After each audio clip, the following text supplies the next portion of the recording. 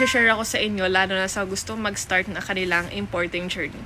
Hi guys, I'm Pat and nakapagpa-import na ako ng products sa China.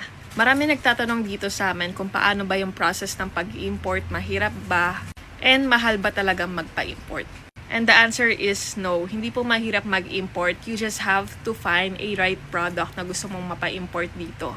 And of course, a trusted forwarder. Pagdating naman sa rates, kala ko noong una is mahal siya. And it only cost me around 1,850 para sa first shipment ko from China.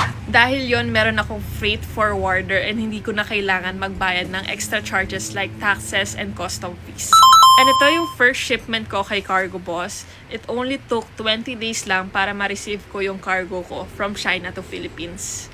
At dahil nga mas mura kong nakukuha yung products from China, is ito naman yung second shipment ko. This one naman, it only cost me around 4,000 pesos para sa shipment niya.